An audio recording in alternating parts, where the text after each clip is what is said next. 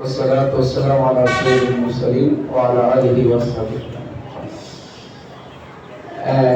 অনেক ক্লান্ত হয়ে গেছি তো আপনাদের আলোচনার পর্বটা মধ্যখানে চালিয়ে দিলে ভালো হতো এবং সময় খুব সংক্ষেপ আগামী টাইম হয়ে যাচ্ছে আপনাদের পক্ষ থেকে একটা পরামর্শ পর্ব আছে আপনাদের কথা শোনার আপনাদের অভিজ্ঞতা থেকে আমাদেরকে বলা আপনাদের থেকে কিছু শেখার একটা বিষয় আছে তো ওই পয়েন্টে আমরা আপনাদের কথা শুনবো ইনশাআল্লাহ আপনারা নিজেরাও নিজেদের অভিমত ব্যক্ত করবেন যেহেতু আমাদের বার্ষিক পরিকল্পনার বিষয় আগামী বছরটা শুধু নয় আমি 10 বছর ভাবতেছি সেই 15 বছর আগে যে শিক্ষক প্রশিক্ষণ সেই প্রশিক্ষণে যে কথাগুলো বলা হয়েছে এখনো যদি সেই কথাগুলো বলতে আমরা আপডেট হলাম কোথায় একটা উদাহরণ দিই আপনি নিয়মিত ক্লাসে যাবেন সেটি সারা 15 বছর পরে আছে আপনারা মধ্যখানে যারা যারা এসে যোগ করেছেন সব শুনছেন তাই এখনো যদি সেটা বলতে হয় তাহলে আমাদের পরিবর্তন হওয়ার কথা গত 2-3 দিন আগে আমি আমাদের রাতে যারা ক্লাস করান ওনাদের সাথে করছি তো ওখানে আমাদের কিছু আমরা তো 24 ঘন্টা এখানে থেকে যাই তো সব সময় থেকে যাওয়ার একটা বাটেন সবার জন্য আর কি যেমন আমরা নিষেধ করে দিয়েছি আমি মূল আলোচনা যাওয়ার আগে একটা মানে কথা বলছি আর কি নিষেধ করে দিয়েছি ক্লাসে মোবাইল ইউজ করা যাবে না এবং যাবে সারা জীবনের প্রশিক্ষণ আছে আজকে এসে যদি বলতে হয় ভাই মোবাইল ব্যবহার করছেন যে এটা আমাদের পরিবর্তন হলো কোথায় আমরা একটা নতুন জাতি তৈরি করার জন্য যে স্বপ্ন নিয়ে আপনারা আমাদের সাথে একত্রিত হয়েছে আমরা আপনাদের সাথে একত্রিত হয়েছে সেটা সফলতা কোথায় তা আমি দেখেছি এখন এই টেবিলতেও যে সমস্ত স্কুলের টেবিল আছে তো উনি মোবাইলটা এভাবে রাখছেন এই পড়তেছো না সালমান আমি তো যাবেন ঠিক আছে না আসো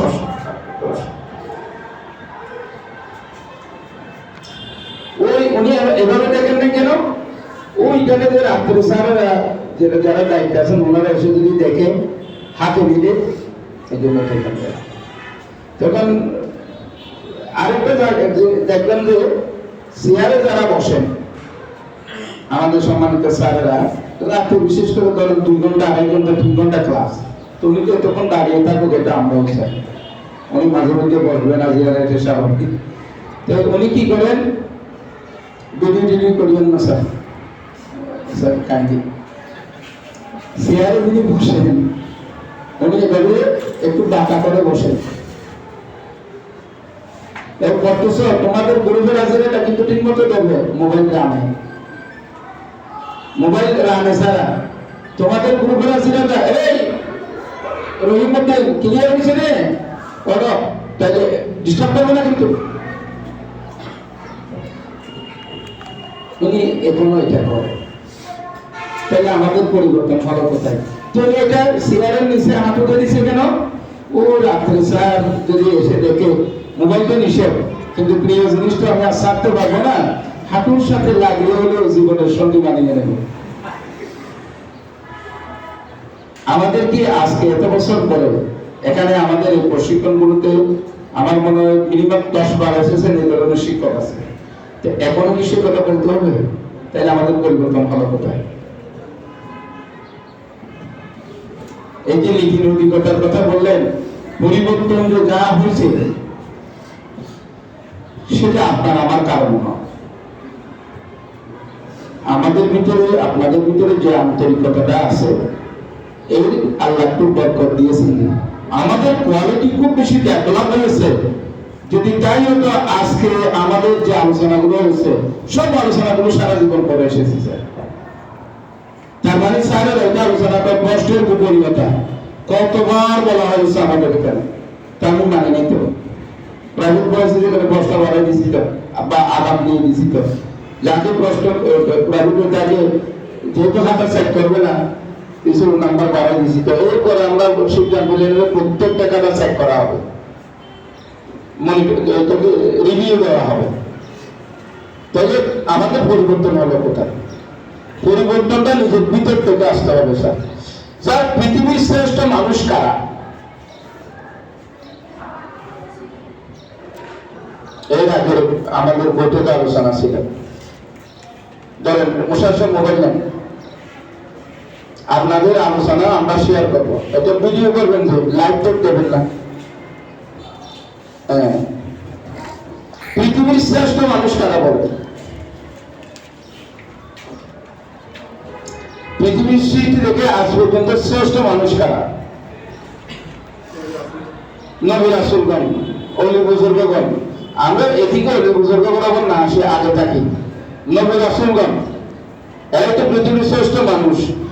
নবী রাসূলগণ পৃথিবীর শ্রেষ্ঠ মানুষ হলো কেন?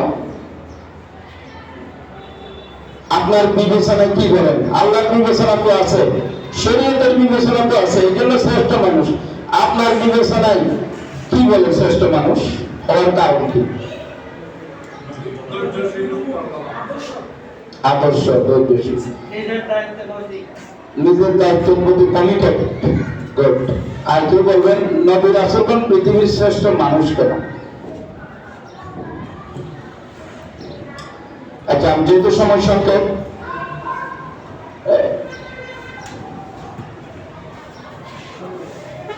যেহেতু নবী রাসূলগণ পৃথিবীর শ্রেষ্ঠ মানুষ,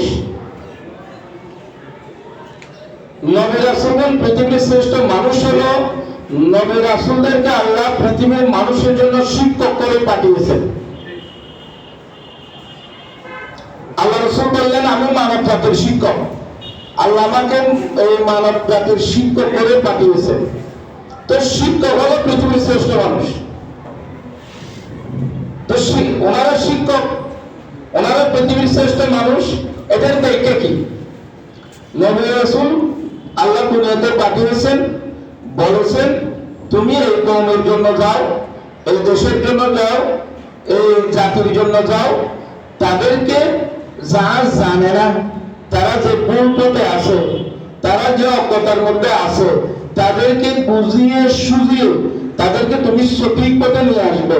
তার হৃদয়কে পবিত্র করে দেবে, তার চিন্তাকে পরিশুদ্ধ করে দেবে এবং তার হৃদয়কে আলোকিত করার মাধ্যমে আল্লাহকে চিনিয়ে দেবে। আমি যে রব এটা তাদেরকে বুঝিয়ে দেবে।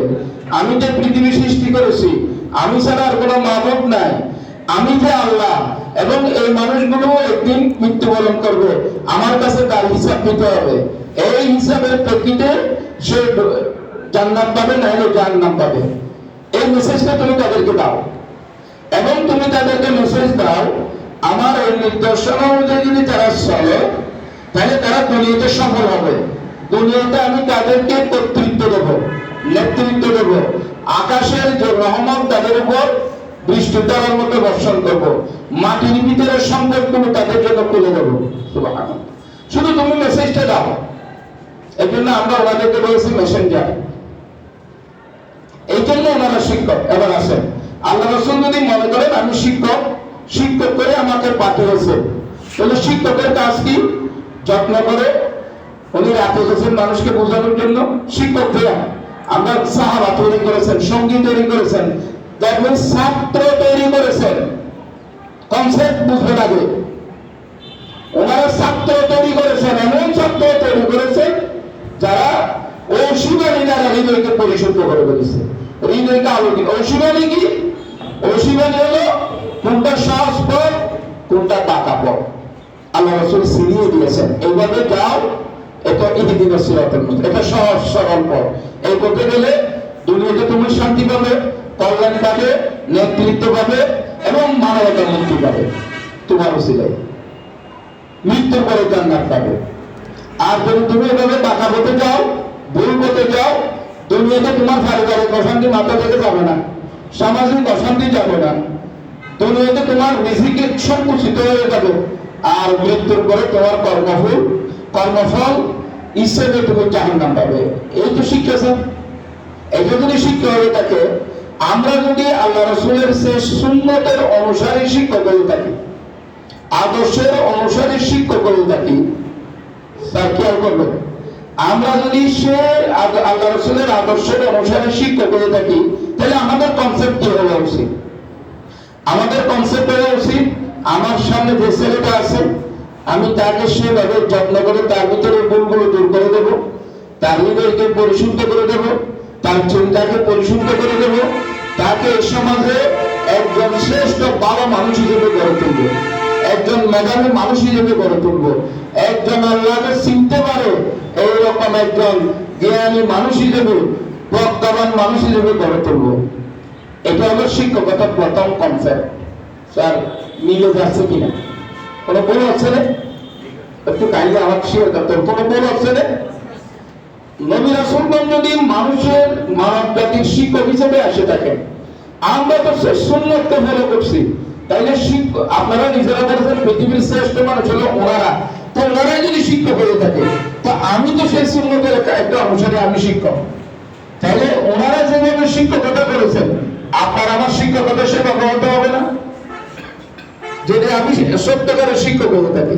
এবার আসেন, ওনারা যত্ন করলেন, হযরত আবু বকর উমরের মতো মানুষ তৈরি করলেন। খেয়াল করবেন, ওনারা যত্ন করলেন, পৃথিবীর শ্রেষ্ঠ মানুষ সাহাবা کرام ছাত্র হিসেবে তৈরি করলেন। আর ওনার ছাত্ররা কি করলেন?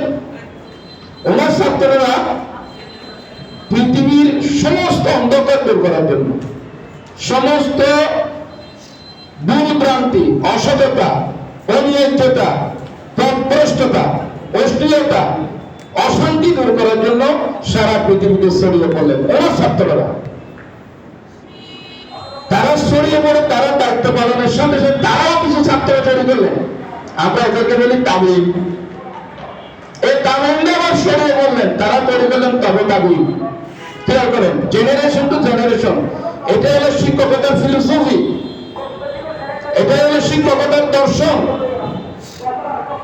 এরপরে জেনারেশন টু জেনারেশন তৈরি করতে করতে আমাদের বরাবর চলে আসলেন।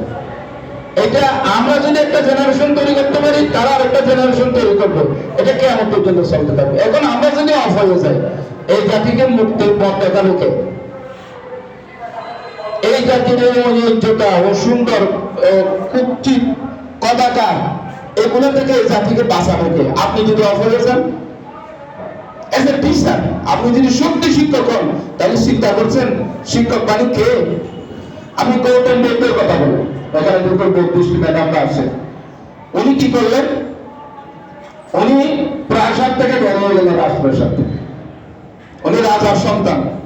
ওনার জন্য ওনার পরিবারে শীতকালীন প্রাসাদ তৈরি করেছেন, যেখানে গরম না লাগে, গরম পড়ে।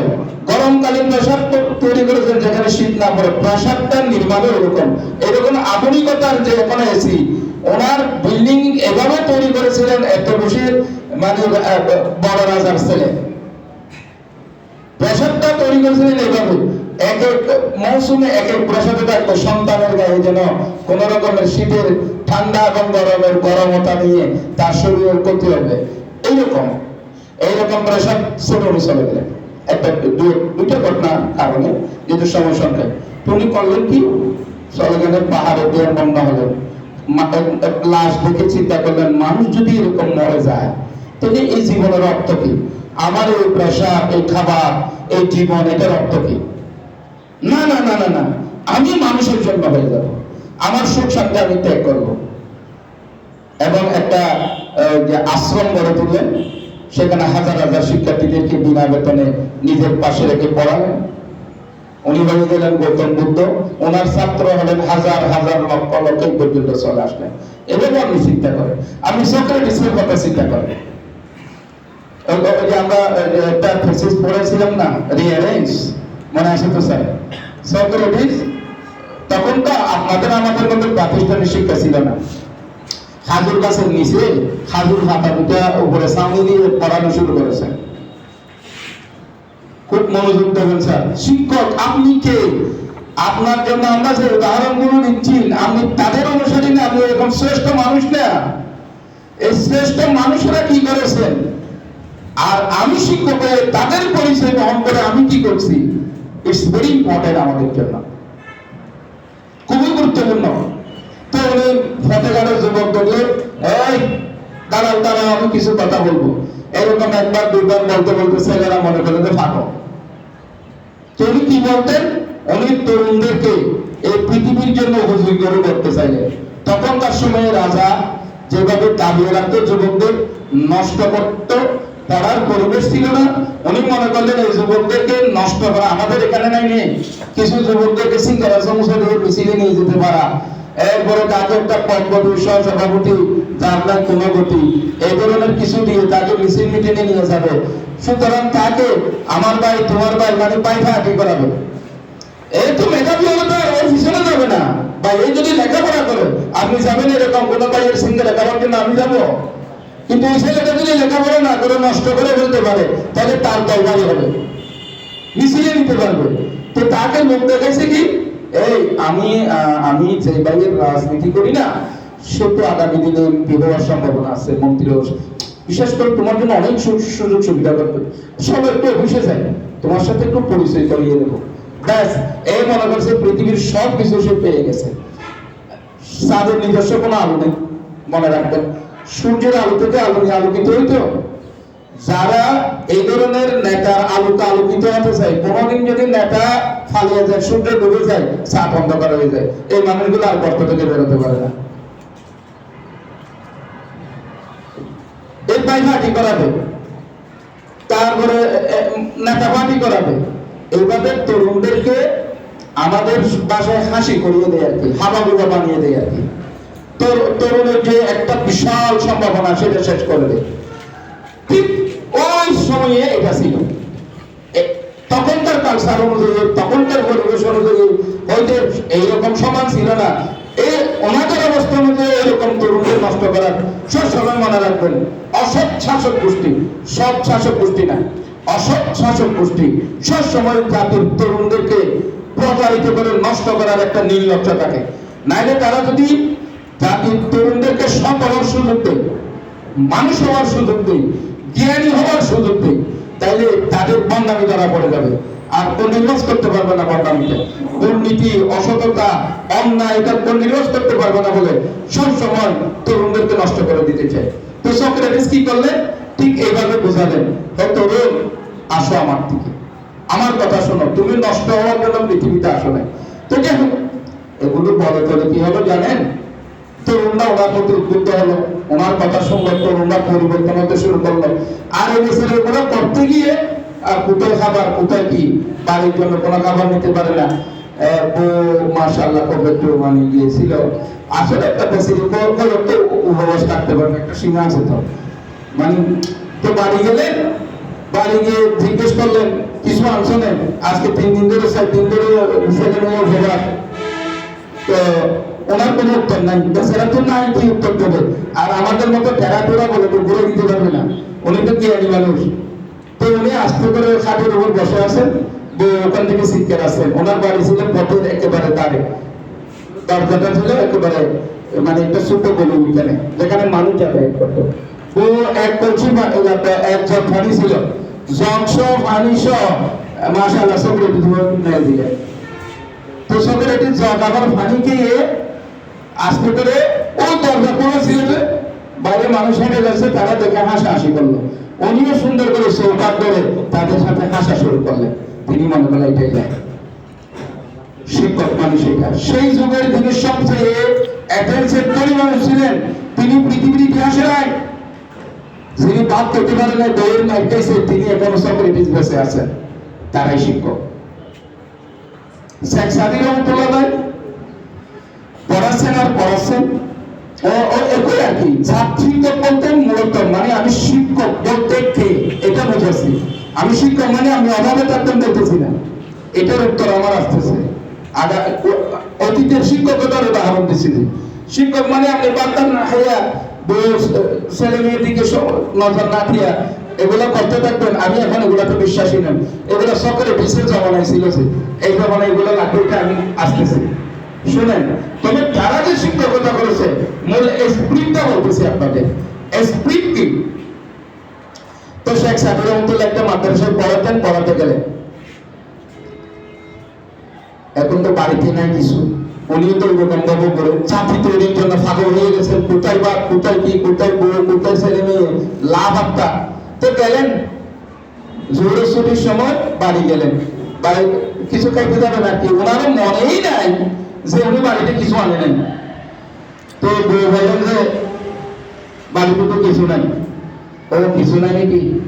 যেটা আমরা বাজার করি বাস্কেট, যেটা জুড়ি, আমাদের গ্রামের ভাষায় বোলা বলি, এই বোলাটাও তলাকানা ছিল, ভাঙ্গা ছিল। তো এখন এক পর্যায়ে যে এই বেচারা কিছু বলতেছে না, খাবার নাই, বলতে দুদিন ধরে উপবাস, হ্যান ত্যান, ওই জুড়ি এটা নিয়ে দিছে মেলা কাকে? শেখ সাদি রহমতুল্লাহ আলাইকে। শেখ সাদি রহমতুল্লাহ আলাইর গলায় ওই বাঙ্গা জুড়িটা গলায় ঢুকে গেল। এখন এই বাঙ্গা জুড়ি নিয়ে উনি চলে গেলেন কোথায়? একটু কিচ্ছু দেবে না, প্লিজ মনোযোগ বিনষ্ট হচ্ছে। শেখ সাদি রহমতুল্লাহ আলাই এই জুড়িটা নিয়ে চলে গেলেন ছাত্রদের কাছে। তখন উনি একটা ঐতিহাসিক, যে শেখ সাদি রহমতুল্লাহ আলাই ঐতিহাসিক কবিতার মধ্যে এটা একটা কবিতা, সাদে গলা দুঃখ হে আখের গলা ফুট হে, মানে আখের গলায় এগুলো ঝুলবে যদি শাড়ি করে। এই জন্য উনি কবিতাটা বললেন যে সাদে গলা দুঃখ হে আখের গলা ফুট হে, ঐতিহাসিক কবিতাটা এই ঘটনার প্রেক্ষিতে লিখেছিলেন। সুতরাং সে সময়ের সবচেয়ে ধনী মানুষটি নাই, শেখ সাদিবাসী আছে, কারণ তারাই শিক্ষক। আমরা যদি আমি নবী রাসূলদের উদাহরণ থেকে, গৌতম বুদ্ধ থেকে, সক্রেটিস থেকে শেখ সাদি রহমতুল্লাহ আলাইহি পর্যন্ত যে শিক্ষকের স্পিরিটের কথা বলেছি, আমরা যদি এই স্পিরিট ধারণ করতে না পারি, আমরা কিসের শিক্ষক স্যার? আমরা কিসের শিক্ষক বলেন? আমি আজকে অনুরোধ করবো, এখানে যারা আছি আমরা সবাই ধারণ করেছি ইনশাআল্লাহ। কি বলেন? আমরা ধারণ করেছি বলেই আমাদের মাত্র 15 বছরে আজকে হাজার হাজার শিক্ষার্থী, মাত্র 15 বছরে বিভিন্ন শিক্ষা প্রতিষ্ঠান, এতটা বিল্ডিং আপনারা ধারণ করেছেন। কারণ আমরা বলতে আমাদের টোটাল শিক্ষক সমাজকে বুঝিয়েছি। কথা ক্লিয়ার স্যার? আমরা এই স্পিরিট ধারণ করতে পারবো তো ইনশাআল্লাহ।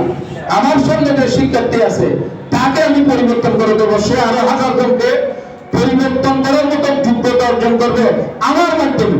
একটা হলো সে পরিবর্তন হবে, আরেকটা হলো সে আরো হাজার জনকে পরিবর্তন করার মতো যোগ্যতা অর্জন করবে। এইভাবে আমি আমার শিক্ষার্থীকে গড়ে তুলবো, এটাই তো আমাদের এক্সপেরিয়েন্স। তো সেটা করার জন্য কি করণীয় আলোচনা হয়ে গেছে। এই যে আমি বললাম মোবাইল আপনি নিষেধ, তো আমরা নিষেধ মানি না কেন জানেন স্যার? আমাদের দেশের, বিশেষ করে বাংলাদেশের প্রেক্ষাপটে আমরা শৃঙ্খলা মানি না বেশি। আমাদের এই দেশের প্রেক্ষাপটে আমরা খুব বেশি শৃঙ্খলা মানতে চাই না। আমরা শৃঙ্খলা কেন মানতে চাই না কেউ বলবেন? আমরা শৃঙ্খলাকে নিজের স্বাধীনতা হরণ মনে করি। দেখেন আমাদের দেশের, বিশেষ করে আমাদের আইন মানি না কেন? আমরা মনে করি এটা স্বাধীনতা, কারণ অজ্ঞ জাতি স্বাধীনতা বুঝে না।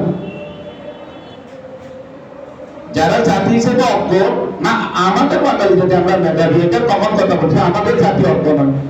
যারা জাতি হিসেবে যারা অজ্ঞ, তারা স্বাধীনতা কি, পরাধীনতাকে এটা বুঝে না, শৃঙ্খলাকে এটা বুঝে না, যার পরিণতি আজকে আমরা ভোগ করতেছি এই দেশে।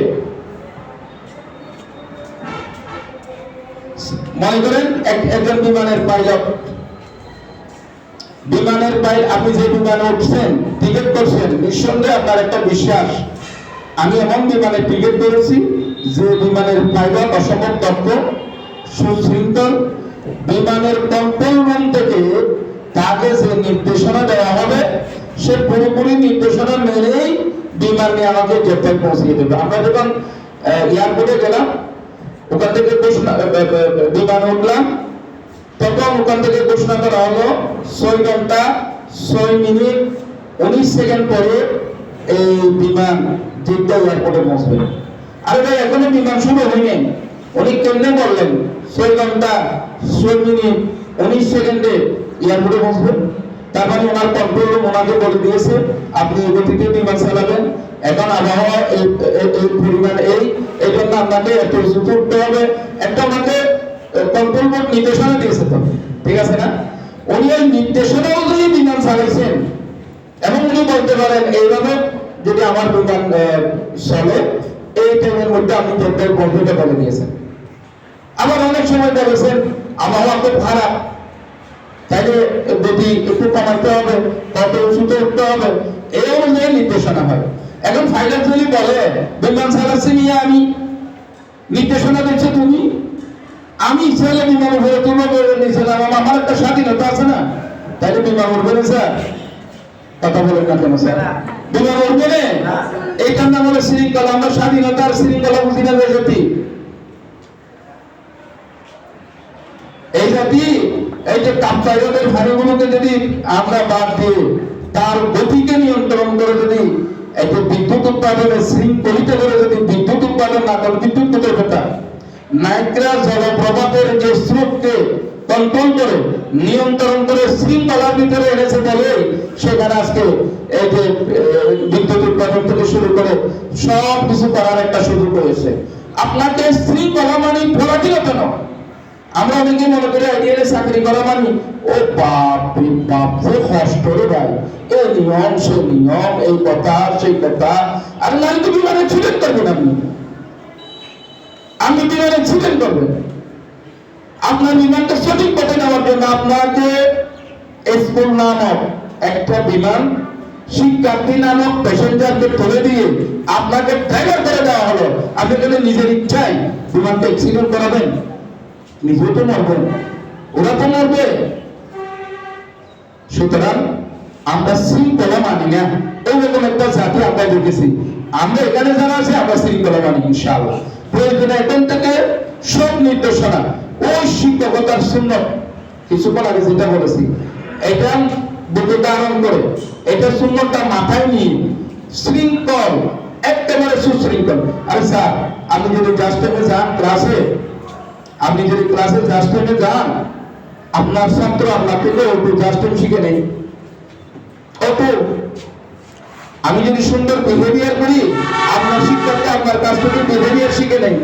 আপনি যদি গালাগালি এত রাত্র করে ওগুলো চালাইয়া দেন, সে এত রাত্র করে ওগুলো চালাইয়া দেয়। তাহলে আপনি কেমন আচরণ করবেন, আপনি কেমন সুশৃঙ্খল থাকবেন, এটার উপর ডিপেন্ড করে আপনার প্রজন্ম কেমন হবে। আমরা কি স্যার ইনশাল্লাহ এটা মাথায় রাখবো। আপনার যে নেতা, আমি তো প্রায় স্কুলে আলহামদুলিল্লাহ সব ছাত্রের সাথে আমার গভীর সম্পর্ক, আমি সবাইকে শ্রদ্ধা করি, আপনারা জানেন, আন্তরিকভাবে সম্মান করি, আপনাদের হৃদয় থেকে সত্যি ভালোবাসি, এমন ভালোবাসি আমি বুঝাইতে পারবো। আমাদের স্যারেরা আছেন আলহামদুলিল্লাহ, কোনোদিন কোনো স্যারের সাথে আমাদের মানে পার্সোনাল কোনো বিষয় বা প্রতিষ্ঠানের বিষয়ে তর্ক বিতর্ক হয়নি। হ্যাঁ, মাঝে মধ্যে খারাপ লেগেছে, স্যার আপনি এটা কেন বললেন, এটার কারণে যে ক্ষতি হলো, এই জাতীয় কথা ছাড়া খারাপ সত্য কোনোদিন আমাদের বিনিময় মানে 15 বছর। ঠিক আছে স্যার? তো আপনাদের সাথে মিশতে গিয়ে আমি কিছু জিনিস দেখেছি।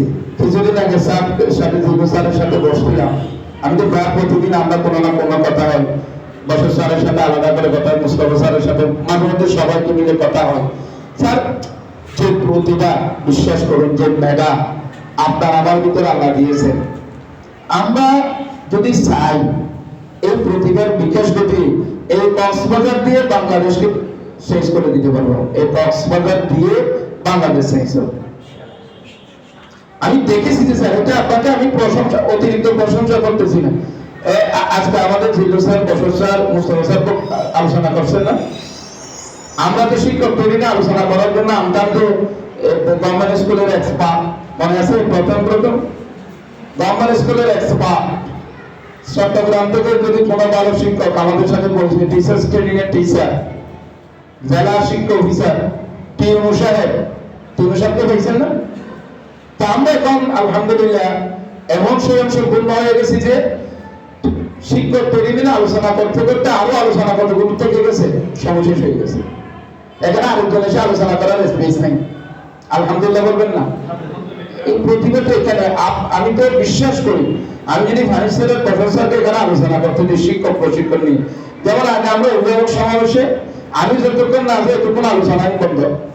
তো পরে আমি ফোন করে বলে দিতাম, এটা 2-4 বছর আগে, স্যার আপনারা শুরু করে দেন, আমি বুঝবো। ইচ্ছা করে আধা ঘন্টা পড়ে গেছি, কারণ ওনারা কিছু বলবো, ইচ্ছা করে আধা ঘন্টা ফোন করতেছি, কোনোদিন বলিলেন আবার সঠিক সময় গেছি। তো আধা ঘন্টা ওনারা বক্তৃতা চালাই দিছে। এখন এমন হয়েছে যে আমি মাঝে মধ্যে শুনি যে আমাদের নতুন কিছু বলার দরকার নাই, বলা কথাগুলো দিয়ে অভিভাবক খুশি হয়ে গেছে। আলহামদুলিল্লাহ আমাদের ওখানে গিয়ে আর অভিভাবক সমাজে বেশি বক্তৃতা দিতে হয় না, আমাদের স্যার ভাই বক্তৃতা দিচ্ছে। এটাই তো তৈরি হলো, এটাই তো আপনার ভিতরে মেধা প্রতিভা আছে, এটার প্রমাণ তো। এবার আসেন আমার সাথে আপনারা যারা আছেন, আমি আপনাদের ভিতরে অমীয় সম্ভাবনা দেখেছি, অনেকের ভিতরে অমীয় সম্ভাবনা। কিরকম? শিক্ষকতার যে স্পিরিট কিছুক্ষণ আগে আলোচনা করলাম, এই স্পিরিটের সাথে যদি আপনার প্রতিভাকে এক করতে পারেন, ওই স্পিরিটটা আমাদের অনেকের ভিতরে কোনো গড়ে ওঠেনি। এটা ঠিক আছে, কিছুটা উৎস যেভাবে স্পিরিট একটা জেনারেশন তৈরি করবে, তারা আরেকটা তৈরি করবে, আমি সেভাবে তাদেরকে গড়ে তুলবো যে একটা স্পিরিট, এটার নাই বলা যাবে না, আছে যথেষ্ট, কিন্তু কাঙ্ক্ষিত মানে বুঝতে। আর আপনার প্রতিভা সম্পর্কে আমার কোনো সন্দেহ নাই। আপনি যে মেধাবী অন্তর্ভুক্ত এই পেশায়, এই ব্যাপারে আমার কোনো সন্দেহ নাই।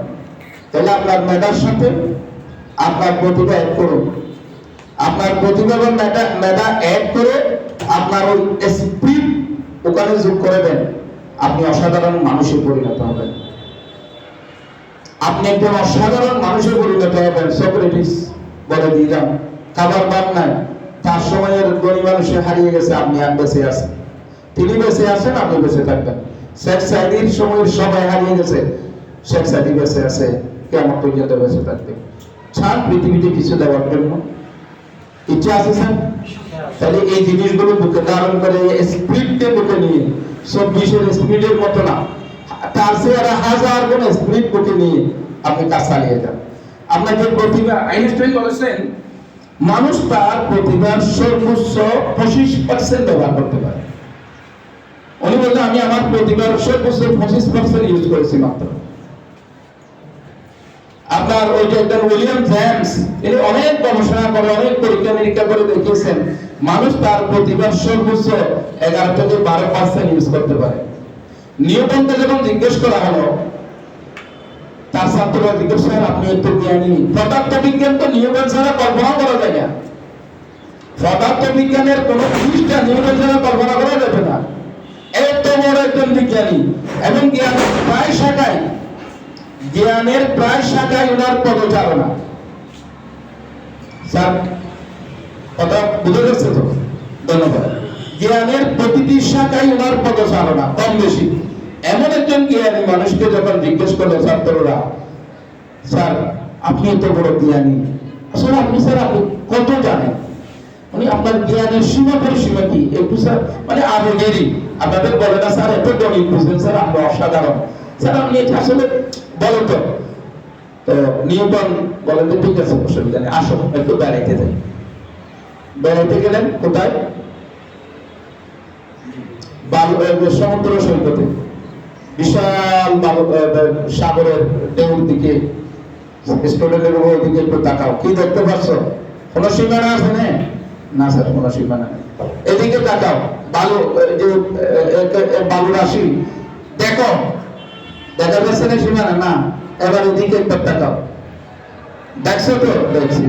তারপর নিচের দিকে একটু ঝুঁকে একটা বালি নিলেন, বালিকে ছোট্ট করতে করতে আমরা অনুসরণ করে নিলেন, আমরা যেটা জর্রা বলি, জর্রা পরিমাণ করে স্টুডেন্টদেরকে বললেন এই যে বিশাল সাগর মহাসাগরের পানি যার কোনো সীমা দেখা যাচ্ছে না, এই বিশাল বালুকা রাশি, এগুলো সব আমার অজানার থেকে গেছে। আমি কিছুই জানি না, যতটুকু জানি সেটা হচ্ছে বালির যে ছোট্ট জর্রা, সম্ভবত সেটাও পারফেক্ট নয়, আমি অতটুকুই জানি। না জানা আরো এতগুলো থেকে গেছেন তিনি নিউটন।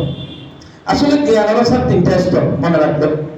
জ্ঞানের যেটা প্রথম স্তর, মানুষ যখন জ্ঞান মানে কিছু জানে, তখন উনি দেখবেন সব সময় একটু আমাদের গ্রামের ভাষায় একটু মানে খুব জানে, সব ক্ষেত্রে সব জানতা।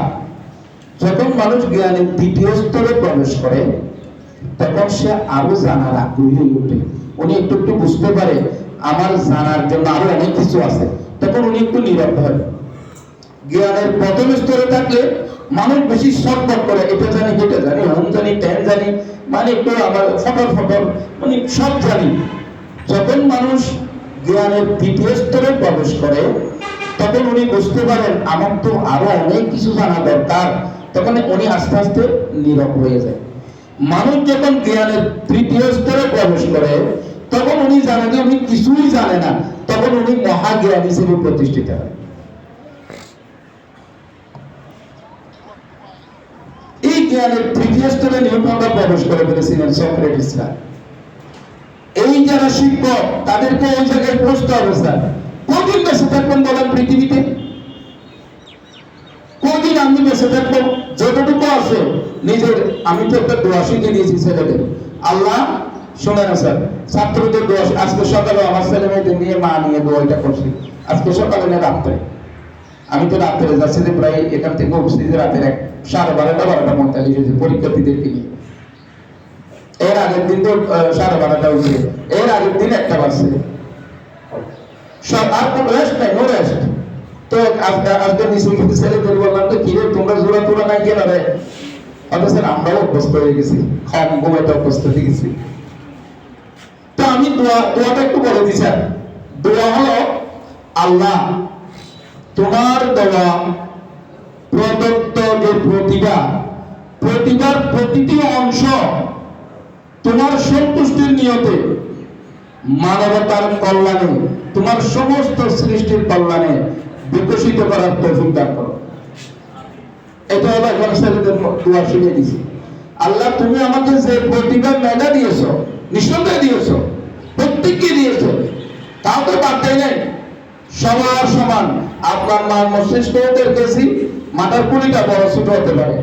আমার মস্তিষ্ক 1.5 কেজি, সমান সমান।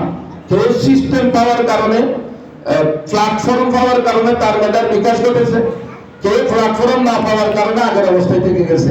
আমরা যদি আইডিয়ালের প্ল্যাটফর্ম না পেতাম, আমরাও আগের অবস্থায় থেকে যেতাম। মেধা বিকাশের একটা বিষয় হলো প্ল্যাটফর্ম লাগবে। কাউকে না কাউকে আপনাকে টেনে এনে সুযোগ করে দিতে হবে। কথা বুঝতে পেরেছি? আপনি যে মেধাবী সেটা প্রমাণের জন্য কাউকে না কাউকে অথবা নিজেকে গিয়ে সে প্ল্যাটফর্ম তৈরি করে ফেলতে হবে। তাহলে আমাদের দোয়াটা কিরকম স্যার? আল্লাহ তোমার দেওয়া মেধার প্রতিভার প্রতিটি অংশ তোমার সন্তুষ্টির নিয়তে তোমার সৃষ্টির কল্যাণে বিকশিত করে তোমার সন্তুষ্টি অর্জন করার তৌফিক তুমি আমাকে দান করো, আমিন।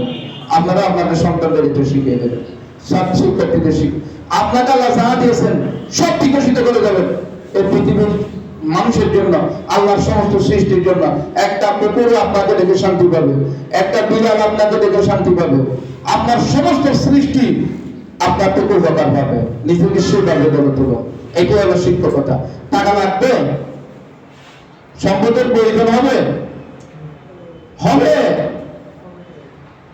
সম্পদ আপনাকে কেউ বাড়িতে শীত কেটে সম্পদ নিয়ে যায়, যে ঢুকাই যায় না জিনিস, এটাকে সম্পদ বানান, পরিশ্রমকে সম্পদ বানান।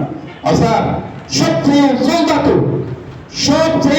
ধাতু যদি পড়ে থাকে সেটাও মরিচা দ্বারা নষ্ট হয়ে যায়। সবচেয়ে উজ্জ্বল ধাতু মরিচা লেগে আর ধীরে ধীরে নষ্ট হয়ে যদি পড়ে থাকে। স্যার আপনার যে মেধা অলসতার কারণে, অমনোযোগের কারণে, মোবাইলের কারণে ক্লাসে দেরি করে এটা যদি আপনি এভাবে ফেলে রাখেন, সেখানে মরিচা বেড়ে যাবে। টাকা আপনার কে এনে দেবে? আপনাকে কে এনে দেবে টাকা? আপনি ফেলে রাখবেন কেন? আপনার মেধাকে কাজে লাগান, আপনার সময়কে কাজে লাগান। আপনি প্রচুর কষ্ট করেন, এই বয়সে কষ্ট করেন, এই বয়স এখন বিশেষ টাইম এবং একেবারে প্রপার টাইম কষ্ট করার জন্য। আপনি কষ্ট করেন, প্রচুর কষ্ট করেন, বিজি। আল্লাহ কোনোদিন অভিসার করে না স্যার। আল্লাহর প্রতি বিশ্বাস আছে তো? আল্লাহর প্রতি বিশ্বাস কোনোদিন অভিসার করবে না। আপনি কি বলেন এগুলো? দেখে ধরবেন যে সব থাকতেন, যে প্রশ্ন আগে ফাঁস করে দেবেন না, যে প্রাইভেট স্টুডেন্টদেরকে এগুলো করবেন না, যে এগুলো আপনার রিজিকের ক্ষতি হয়েছে। স্যার এগুলো আপনার রিজিকের ক্ষতি করছেন, যে প্রাইভেটে যে প্রশ্নটা দিয়ে দিয়েছেন না, রিজিকের দরজা আপনি তখন বন্ধ করে নিয়েছেন, আর তাৎক্ষণিক কিছু রিজিক পেয়ে আপনি মনে করছেন ঠিক আছে, এই কাজটা করবেন না। আরেকজনে কি প্রশ্ন করছে ওকে দিয়ে এটা এখানে রেখে ওখানে করতে যাবেন না স্যার। রিজিকের পথ দুইটা, আপনি সম্পূর্ণ সৎ থাকবেন, আপনি কঠোর পরিশ্রম করবেন, আল্লাহর পক্ষ থেকে রিজিক নিয়ে আপনি কুলাইতে পারবেন না, সত্য কথা ইউজ করবেন। সম্পূর্ণ সৎ, আপনি নামাজ, কোরআন, সততা, আমানতদারিতা এগুলো মেনটেন করে সততা বলতে যাবো, আমি নামাজ পড়েন আমি আপনাকে সৎ বলতে পারবো না। আপনি আপনার ধর্মকে মানেন না, যে ধর্ম, এখানে বৌদ্ধিস্ট আছেন, সনাতন ধর্মীরা আছেন, আমি যে ধর্ম পালন করেন না কেন, একজন ধর্ম পালন করা মানুষ ধর্মকে পালন করে তার সে উত্তম একটা প্রভাব ব্যক্ত আছে না। আপনি ধর্মকে আপনার মতো করে পালন করুন, ক্লিয়ার আছে? আর জীবনের সবচেয়ে বেশি সৎ থাকুন, আপনার ক্লাসে আপনি সৎ, আপনার বন্ধু বান্ধবের নিকট আপনি সৎ, আপনার স্ত্রীর নিকট আপনি সৎ, আপনার হাজব্যান্ডের নিকট আপনি সৎ, আপনার সন্তান সন্ততির নিকট আপনি সৎ। রিজিকের দরজা খুলে দিয়ে কভার করতে পারবেন না, বন্যার পানির মতো ঢুকে যাবে যে মাঝে মাঝে দরজা ভেঙে যাবে, এত রিজিক আপনি রাখবেন কোথায়? এবার নিজেকে একটু বিবেচনা করুন তো, আপনি আপনার স্ত্রীর কাছে সব কিনা, আপনি আপনার স্টুডেন্টের কাছে সব কিনা, আপনি আপনার গার্ডিয়ানের কাছে সব কিনা, আপনার হাজব্যান্ডের কাছে আপনি সব কিনা, আপনার কর্মের কাছে আপনি সব কিনা, আপনার সাবজেক্টের কাছে আপনি সব কিনা? যদি না হয় তাকে রিজিক বুঝতেছেন কোথায় নেবেন? আপনি এত টাকা কোথায় কে দেবে আপনাকে? তো আমাদের আজকে প্রশিক্ষণে, আমি বললাম না আমাদের আজকে প্রশিক্ষণ হওয়ার উচিত ছিল ব্যতিক্রমটা, এখন যেগুলো বলছে ওগুলো তো বলা কথা। আমরা সবসময় 2025 আরো আপডেট হবো। যেমন এই বছর আমরা 2টা নতুন পয়েন্ট ঠিক করেছি, আমি আপনাদের স্কুলে একটু বলেছি, আমরা smart behaviour, well and good behaviour করবো স্টুডেন্টের কাছে, অসাধারণ আচরণ দেখাবো, যেখানে সমস্যা সেখানে সমাধান, যে বুঝে না তার ভাষা আমাদের অবস্থা, এবং কোনোদিন কোনো আঞ্চলিক ভাষা এর বাইরে, ক্যাম্পাসের বাইরে আপনি আঞ্চলিক, এটা একটা ভাষা, এটা শিখে রাখা দরকার। আমাদের ছেলেরা যদি আঞ্চলিক ভাষা না বলে তাহলে এই ভাষাটা চট্টগ্রামের ভাষা হারিয়ে যাবে, আমাদের ভাষা আমরা হারাতে চাই না। ক্যাম্পাসে বইয়ের ভাষা সম্পূর্ণ বইয়ের ভাষা, ক্যাম্পাসের বাইরে তুমি আঞ্চলিক যদি কেউ বলতে চাই বলবেন, সে তার মা বাবার। আজকে আমি ম্যাডামকে বললাম যে একজন বলছে যে সাইবান নাকি এখানে আঞ্চলিক ভাষা শুরু করেছে, তো ওরা এখন মাইন্ড করতেছে বড় ভাই বোনেরা, তা আমি বললাম যে এই ভাষা ধরে রাখতে হবে, এটা আগে আঞ্চলিক ভাষা শেখা, এটা আমাদের গৌরবের ভাষা। কিন্তু ক্যাম্পাসে না, ক্যাম্পাসে সম্পূর্ণ শুদ্ধ বাংলায় আপনাকে কথা বলা। আমরা এবার এটা ঠিক করেছি, আমরা এবার আরেকটা ঠিক করেছি নতুন বছরের জন্য, আমরা কোনোদিন কোনো স্টুডেন্টের সাথে প্রতারণা করবো না, আমরা কোনোদিন কোনো স্টুডেন্টের সাথে ধোঁকাবাজি করবো না, আমরা কোনোদিন কোনো অভিভাবকের সাথে প্রতারণা করবো না। এবার স্যার আমরা কি প্রতারণা করেছি? তো এবার ওই সিদ্ধান্ত নিয়েছেন কেন? না, আমরা ইচ্ছা অনিচ্ছা প্রতারণা করে নেন। আমি যে 5 মিনিট পরে ক্লাসে গিয়েছি তখন প্রতারণা হয়ে গেছে। আমি তো প্রস্তুতি না নিয়ে জাস্ট ক্লাসে দিয়ে আমি দৌড়ে বের হয়ে গেছি, সে কি করছে না করছে খোঁজ খবর রাখি নাই, প্রতারণা হয়ে গেছে। আমি যে ক্লাসের প্রস্তুতি নিয়ে যাই নাই, প্রতারণা হয়ে গেছে। আল্লাহর রাস্তে প্রতারণা করবেন না। কাউকে প্রতারণা করতে ইচ্ছে হলে আপনি প্রতারণা করার মতো কোনো জায়গায় যাবেন। নবী রাসূলদের এই দেখানো পথ, শিক্ষকতা মহান পেশা, পৃথিবীর জ্ঞানী গুণী, সব ধর্মের জ্ঞানী গুণীদের যে মহান পেশা, এই পেশায় আপনি এসে ধোঁকাবাজি করবেন, প্রতারণা করবেন সামান্য টাকার জন্য? টাকা লাগবে না, টাকা শুদ্ধ নিয়ে পানিতে সুপাইয়া আপনিও সাগরে ডুবে মারা যান। এই জীবনের দরকার নাই, এই টাকার দরকার নাই। না হলে মাথা তুলে দাঁড়িয়ে বলেন আমি পৃথিবীতে কখনো কারোর সাথে কোনো প্রতারণা করবো না, কোনো ধোঁকাবাজি করবো না। এটা নিজের পরিবারের সাথে করবো না, নিজের স্বামীর সাথে করবো না, নিজের স্ত্রীর সাথে করবো না, নিজের ছেলে মেয়ের সাথে করবো না, কারোর সাথে কোনোদিন কোনো অবস্থায় কোনো প্রতারণা করবো না। ধৈর্য ধরবো, সব থাকবো, কঠোর পরিশ্রম করবো, সব হয়ে যাবে। এবারে আমাদের স্লোগান দুইটা, যেমন গত বছরে আমাদের স্লোগান ছিল অর্থসহ কোরআন এবং স্পোকেন ইংলিশ আমরা সিরিয়াস করবো, ঠিক আছে না স্যার? সব স্কুলে হয়েছে আলহামদুলিল্লাহ। এবারে আমাদের দুইটা, একটা কি স্যার? গুড বিহেভিয়ার, অসাধারণ আচরণ করবো আমরা, স্মার্ট আচরণ করে আমাদের শিক্ষার্থীদের সাথে। আরেকটা কি? প্রতারণার ধোঁকাবাজি করবো না কোনো স্টুডেন্টের সাথে, কোনো অভিভাবকের সাথে। জীবন যাবে, আমি স্টুডেন্টের ক্লাস মিস করবো না। যদি বড় অসুবিধা হয়, জীবন যাবে বলতে মানে সময় যাবে, আপনার লাইফ রিসার্চের পথে আসতে যিনি দায়িত্বে আছেন তাকে ফোন করে দিলাম তবে একদিন আগে, এরকম কমন সমস্যা ছাড়া আমি ক্লাস মিস করতে পারবেন না। এই প্রতারণাটা আমরা করবো না, আমিও করবো স্যার, মানে কিছু মনে করবেন, আমি আমার কথা বলতেছি এইরকম না। তো আমাকে রাতের একটা উঠার দরকার কি, 5 জন উঠেছে এখানে, আমাকে স্যার কোনো দায়িত্বই দেয়নি, এটি বিশ্বাস করেন। আমি আরো স্যার আমি একটা ক্লাস করি না প্লিজ ক্লাসে এলে, অনুরোধ করে যদি বলে স্যার এখন খালি নাই, ও হচ্ছে ঠিক আছে থাকি, চলে যাবে। আবার পুরো গাড়ি স্যার একটু খালি থাকি, হবে না কোনো, আচ্ছা তা মসজিদে বসবেন না স্যার, আর মসজিদে বসবেন, তখন 6-7 একসাথে ফাটাই দিই, তখন মোটামুটি মানে আমাকে কোনো দায়িত্বই দিচ্ছে না স্যারেরা, জোর করে এরকম একটা দুটো ক্লাস নিই। তো এগুলো তো আমার দরকার নাই, এই ক্লাস নেওয়ার তো দরকার নাই। আপনারা আছেন এবং পরিপূর্ণরূপে আছেন, অসম্ভব ভালো শিক্ষক আছেন যারা আমার ক্লাস না নিলেও ওনাদের ক্লাস দ্বারা আমার গত পূরণ হচ্ছে, আলহামদুলিল্লাহ। তো এখানে তো আসলে আমি এখন অপ্রাসঙ্গিক হয়ে গেছি, তারপরেও এই কাজ কেন চালাচ্ছি জানেন?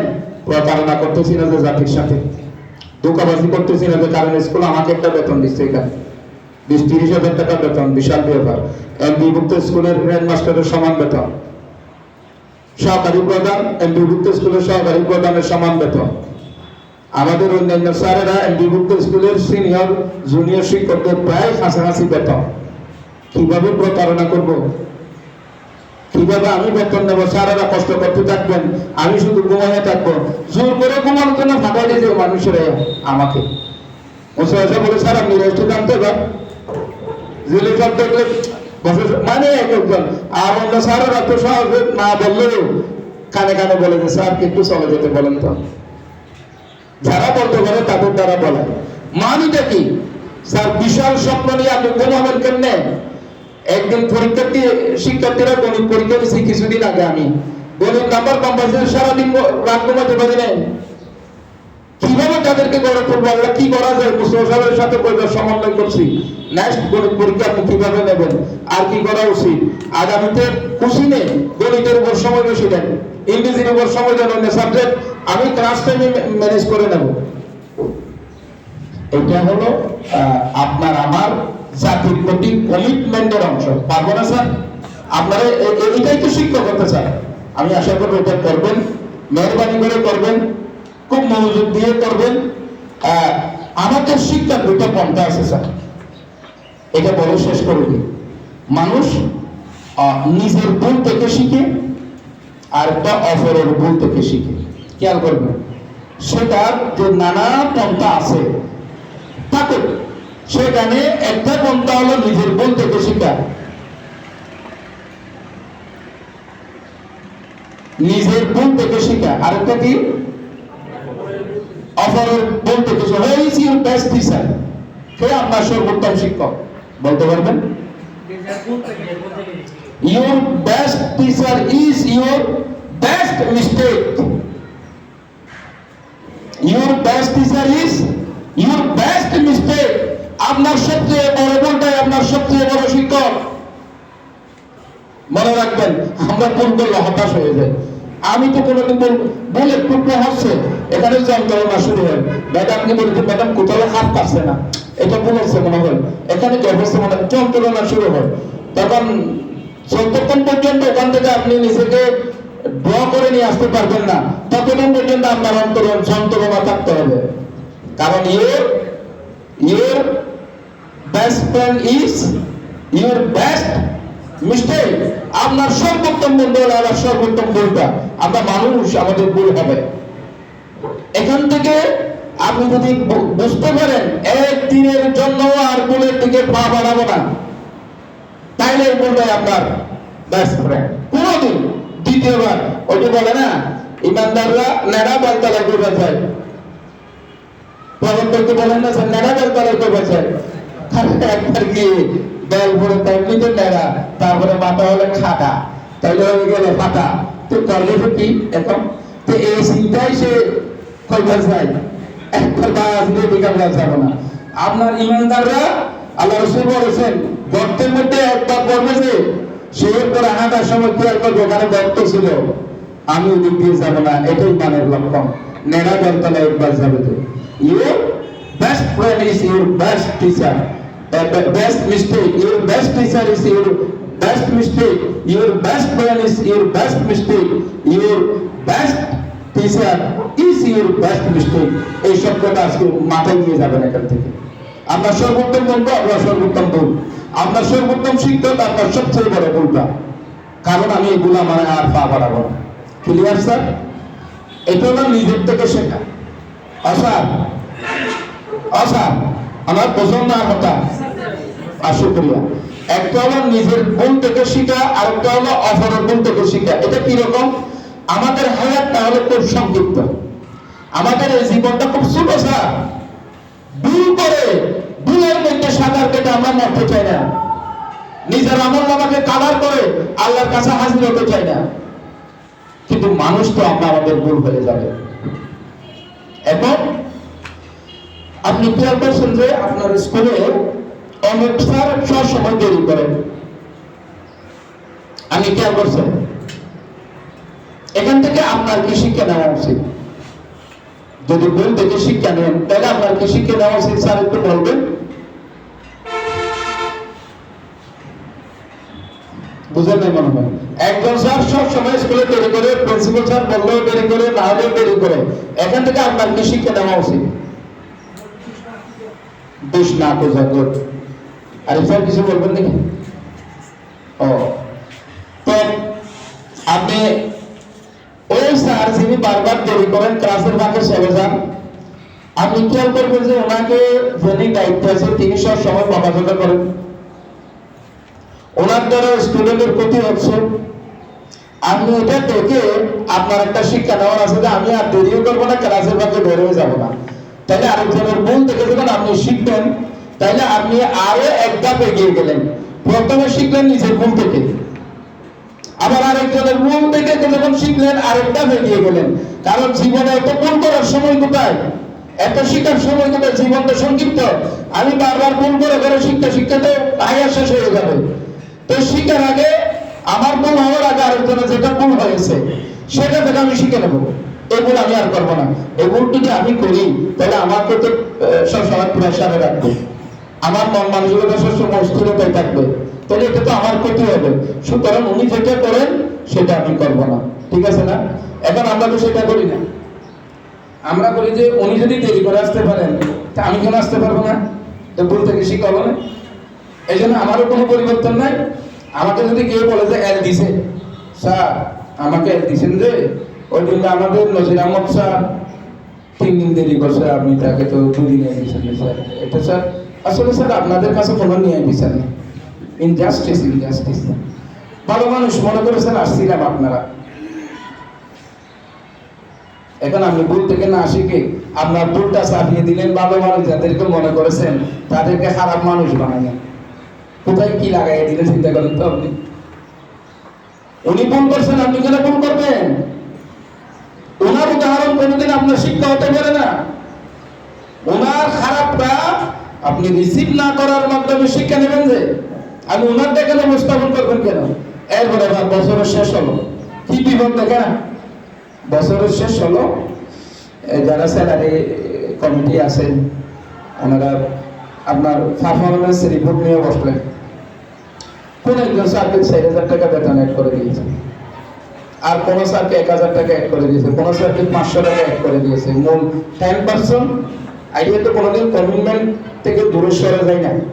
10% আপনি জীবনে একদিনে ক্লাস না করলেও আপনি যদি শিক্ষক হিসেবে থাকেন, বাড়ানোটা কমবে না, এটা চলবে। কারণ আপনাকে আইডিয়াল বলে দিয়েছে প্রতি বছর 10% বেতন আপনার বৃদ্ধি পাবে। আপনি আবার ক্লাস ঠিক মতো করাবেন, এটা আপনার কমিটমেন্ট। কোনো কারণে আপনি আপনার কমিটমেন্ট রাখেন নাই, ফাঁকি মেরে দিয়েছেন, তারপরে 10% এটা আপনি পাবেন। সোজা হিসাবে আপনার ভুলের জন্য আমাদের কমিটমেন্ট বন্ধ করবো না। Clear sir? আপনার কমিটমেন্ট বন্ধ করার জন্য আপনি কি করবেন না করবেন একটা প্রশিক্ষণের মাধ্যমে আমরা আপনাকে ডেভেলপ করে দিতে চাচ্ছি। Clear sir? আপনাকে উন্নত করে দিতে চাচ্ছি, আপনার কোনগুলো সুখ আঙ্গুল দিয়ে দেখিয়ে দিতে চাচ্ছি। আপনি পরিবর্তন হন, বেতন কাটবে না, সোজা হিসাব কমবে না বৃদ্ধি হওয়ার ক্ষেত্রে। কিন্তু যে বন্ধুটি, যে কলিগ আপনাকে উনি দেরি করছেন, এই জন্য আমি দেরি করবো না, আমি আরো পারলে 2 মিনিট আগে স্কুলে পৌঁছবো। উনি ক্লাসের সমস্যা করে আমি করবো না। একই সাথে নিয়োগ হওয়ার পর যে এই মেন্টালিটি বিয়ার করে, ওনার বেতন মনে করেন 5,000, 10,000, 2 জনের বেতন 10,000 দিয়ে শুরু হলো, উনিও তখন 13,000 হয়ে গেলেন। আর 10% বৃদ্ধি পেয়ে উনি হয়ে গেলেন 11,000। এবার উনি আবার আসবেন, স্যার বৈষম্য, গ্রেট বৈষম্য, সিরিয়াস স্যার। কেউ ভাই কোথায় সিরিয়াস কি হলো? বলে স্যার না না না না, ভালো মানুষ মনে করেছিলাম। কোথাও নেই স্যার ভালো মানুষ, কোথাও নেই। আমি কি স্কুলের জন্য কম কাটছি? আমি কি রাজনীতির জন্য সিলেবাস বিতরণ করতে চাইনি?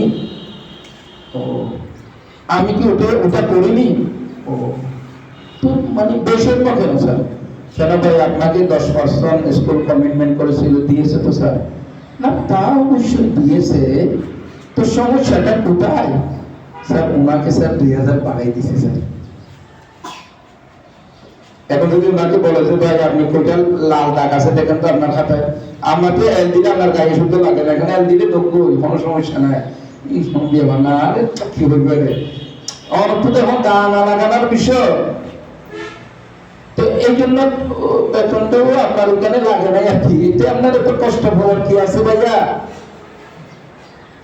আমাদের স্কুলের নিয়ম কানুনকে কাজে লাগান নাই, এইটা জন্য লাগানোর দরকার কি? আপনি চাচ্ছেন না তো সেটা, তো উনি তো দেরি করেন নাই ভাইয়া। কি আশ্চর্য কথা বলেন আপনি? উনি ওনাকে নিয়ে কোনোদিন বিতর্ক হয় নাই ভাইয়া। এই জন্য ওনাকে একটা যোগ হয়েছে বলে আপনি বৈষম্য খুঁজতে পারবেন। আপনার বৈষম্য খুঁজলে আপনি একদিন এখানে দাঁড়াতে পারবেন না।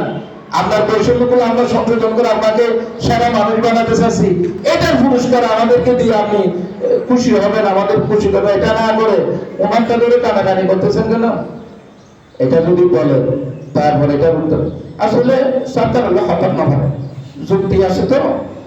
মানে সব সময় আমাদের দেশে কতগুলো রাজনৈতিক দল আছে, সত্য কথা যখন শুনতো তখন ওনারা সাইড কেটে মানে মেসির মতো বল নিয়ে আরেকদিক দিয়ে কেটে চলে যায়, সোজা গুলা হামদাই ওনাদের। ওই শিক্ষকগুলো সব সময় বল কেটে চলে যায়, পাশ ধরে চলে যায়, সোজা পথে ওনারা আসেন না। আমাদের ভিতরে এটা নাই আলহামদুলিল্লাহ। আমি বাংলাদেশের কমন শিক্ষকদের কথা বলছি, আমাদের ভিতরে এরকম কোন শিক্ষক আপাতত হয়তো বা সুখে আমার বেশি পড়ে নাই, এই জন্য আপনাদের ধন্যবাদ। তাহলে আমাদের কথা হলো আমরা নিজের ভুল থেকে শিখবো। আরেকটা হলো স্যার, এটা খুব মনে রাখবেন, your best teacher is your best mistake. আপনি ভুলের উপর সব আলোচনাতে একটা পয়েন্ট আছে, আরেকজনের সাথে একটু শেয়ার করবেন। আপনার ভুলের উপর কোনোদিন দাঁড়িয়ে থাকবেন না। ওই যে বেঞ্জামিন ফ্রাঙ্কলিন নাম শুনেছেন? ডলারের যার ছবি আছে, আমেরিকার ভাইস প্রেসিডেন্ট ছিলেন, কেমিস্ট্রি না স্যার? উনি একটা বিজ্ঞানী, আবার সায়েন্টিস্ট। উনি আমেরিকার ভাইস প্রেসিডেন্ট ছিলেন, আমেরিকার ডলারে ওনার ছবিটা প্রোগ্রাম ছবি। তো কথা খুবই লম্বা হয়ে যাচ্ছে স্যার, এই বেশি বিরক্ত হচ্ছেন নি কোনো? নামাজের টাইম হয়ে গেছে, আমরা একসাথে নামাজটা পড়া দেবো, এখানে মসজিদ আছে। তো বেঞ্জামিন ফ্রাঙ্কলিন ছোটকালে একটা বই পড়েছিলেন, তার জীবনীতে তিনি এই কথাটি লিখেছেন। তিনি যখন জীবনী লিখছেন, তিনি একটা বই লিখছেন জীবনী, তার জীবনী নিয়ে, সেখানে এই পয়েন্টটাই নিয়ে এনেছেন। বইতে উনি বলেছিলেন যে তৎকালীন সময়ের আমেরিকার সফল একজন ব্যবসায়ীর জীবনী উনি পড়েছেন। তো উনি বলেছেন যে আমার এই জীবনের সবচেয়ে বেশি সফল হওয়া একটা কারণ, ব্যবসায়ী বলতেছে, এটা বেঞ্জামিন ফ্রাঙ্কলিন বলতেছে না। তো সেই কারণটা হলো আমি প্রতি সপ্তাহের গুণগুলো, মানে প্রতিদিনের গুণগুলো লিখে প্রতি সপ্তাহের গুণগুলো একত্রিত করি। এরপরে গুণগুলো 1 বার 2 বার 3 বার 4 বার 10 বার পড়ি, পরে গুণগুলো ছিঁড়ে ফেলি, আর আগামীকাল থেকে সেই গুণগুলো না পড়ার সিদ্ধান্ত নিই। এইভাবে টোটাল আমার জীবনটা ওইভাবে কাটাইছি, যার কারণে আমি এখন সবচেয়ে সফল মানুষ আমেরিকার মতো দেশে। বেঞ্জামিন ফ্রাঙ্কলিন এই বইটা পড়ে উনি চিন্তা করলেন যে আমি তার চেয়ে বড় কেমনে হব। দেখে না, জ্ঞানী মানুষের জ্ঞানী চিন্তা। গল্প পড়ে মাশাআল্লাহ দারুণ গল্প শুনছি ওখানে এখান থেকে গিয়ে যে প্রশিক্ষণ হয়েছে এটা প্রশংসা করার জন্য, বইয়ের প্রশংসা করার জন্য বেঞ্জামিন ফ্রাঙ্কলিন বসেছিলেন না, উনি সাথে সাথে সিদ্ধান্ত নিলেন এর চেয়ে সফল মানুষ কিভাবে হওয়া যায়। যেমন আজকের আলোচনার পরে সবচেয়ে বেস্ট টিচার কিভাবে হওয়া যায়, ক্লাস মেইনটেইন সবচেয়ে উত্তম ভাবে আমি কিভাবে করব, এটা সিদ্ধান্ত নিয়ে যাওয়া উচিত। তো স্যার আমি ফাইল আপ করে দিয়েছি স্কুলে, আপনি মানে প্রদান করে দিয়েছি আপনাকে, ওই প্রদান হিসেবে ফাইলের বিমানটা আপনার ইচ্ছা অনুযায়ী চালাবেন স্বাধীনতার নাম করে, নাকি কন্ট্রোল রুমের নির্দেশন অনুযায়ী চালাবেন, এটাই তো সিদ্ধান্ত নিয়ে যাবেন। আপনি কিভাবে সাকসেস, ঠিক বেঞ্জামিন ফ্রাঙ্কলিন চিন্তা করলেন যে বইটা পড়লাম খুব সুন্দর বই মাশাআল্লাহ, এভাবে রেখে দেয়নি, উনি এখান থেকে একটা শিক্ষা নিয়েছেন আমি তার চেয়ে সফল কিভাবে হবো। চিন্তা করতে করতে চিন্তা করলে মানুষের আইডিয়া ডেভেলপ হয়, মনে রাখবেন স্যার, যত বেশি চিন্তা করবেন কোন একটা বিষয় তোমার কোন একটা আইডিয়া ডেভেলপ হবে, আল্লাহকে স্মরণ করে চিন্তা করবেন আপনার ব্রেনে এটা সমাধান চলে আসবে। তো দেখুন বেঞ্জামিন ফ্রাঙ্কলিন তো আমি জানি না আসলে উনি কিভাবে চিন্তা করছেন, সিদ্ধান্ত নিলেন যে এই লোকটা প্রতি সপ্তাহের ভুলগুলো একসাথে লিখে এর পরের সপ্তাহে না করার সিদ্ধান্ত নিলেন। আমি যদি তার চেয়ে বড় হতে চাই তাহলে আমি প্রতিদিনের ভুলগুলো লিখবো, প্রতিদিন ফেলে ছিঁড়ে ফেলে দেবো এবং আগামীকালের ভুলগুলো করবো না, কারণ আমাদের তার চেয়ে বড় হতে হবে, এটা হলো প্রতিযোগিতা। এবং সেটাই হলো উনি প্রতিদিনের ভুলগুলো লিখতেন, প্রতিদিন ছিঁড়ে ফেলতেন এবং আগামীকাল সেই ভুলগুলো আর করতেন না। আগামীকাল যদি কোনো ভুল হয়ে থাকে নেক্সট ভুলগুলো আর করতেন না। এইভাবে একজন পৃথিবীর বিখ্যাত মানুষ হলেন। উনি বললেন যে ওনার লেখায় যে আমি আজকে এই পর্যায়ে আসার জন্য শুদ্ধটি আমার জীবনে লেগেছে, তাই আজকে লাস্টে যে দুটো কথা বলেছি, আমি আমার ভুল থেকে শিখবো, অপরের ভুল থেকে শিখবো। আমরা কক্সবাজারে যে একটা শ্রেষ্ঠ শিক্ষা প্রতিষ্ঠান এবং এই সন্তানগুলোকে আমাদের আনাসে কানাসে পুরস্কুল থেকে, পিয়নবাড়ি থেকে, রশিদনগর থেকে, বারোবাড়ি থেকে টোটাল এলাকায় আলহামদুলিল্লাহ যে শিক্ষার্থীরা আমাদের হাতে, অভিভাবকরা আল্লাহর প্রতি আকল করে আমাদেরকে বিশ্বাস করে বসিয়ে দিয়েছেন, আজকে থেকে আমরা তাদেরকে পৃথিবীর শ্রেষ্ঠ মানুষ বানানোর জন্য আগামী জেনারেশনের কে তৈরি করতে তাদেরকে উপযুক্ত করার সর্বোচ্চ ত্যাগ করবো ইনশাআল্লাহ। আজকের প্রশিক্ষণের প্রত্যেকটা শব্দ আমাদের প্রতিষ্ঠানগুলিতে আমরা প্রয়োগ করবো ইনশাআল্লাহ। এবং আজকে কিবার শনিবার, আগামী শনিবারের মধ্যে আপনাদের নিজ স্কুলে যে বিষয়গুলো নিয়ে আলোচনা হয়েছে এটা নিয়ে একটা ইনহাউস ট্রেনিং করবেন শনিবার এবং বৃহস্পতিবার। ওখান থেকে আমাদের স্যারগুলো যাবেন, নিজেদের ভিতরে নিজেদের মতো করে পরিকল্পনা নেবেন। ঠিক আছে স্যার, এই কথাগুলো বলে সকাল থেকে আপনারা অনেকক্ষণ সময় দিয়েছেন, খুব মনোযোগ দিয়ে কথাগুলো শুনেছেন, অংশগ্রহণ করেছেন, তাই আপনাদের প্রতি কৃতজ্ঞতা জানাচ্ছি এবং নিজেকে সৌভাগ্যবান মনে করছি আপনাদের মতো মেধাবী স্যার এবং ম্যাডামদের সাথে আমাদের দীর্ঘদিনের পথ চলতে পেরেছি এবং আশা করি ইনশাআল্লাহ সামনে আরো অনেক দিন আমরা একসাথে থাকবো ইনশাআল্লাহ। আল্লাহ কবুল করুন। ধন্যবাদ সবাইকে। আসসালামু আলাইকুম ওয়া রাহমাতুল্লাহ।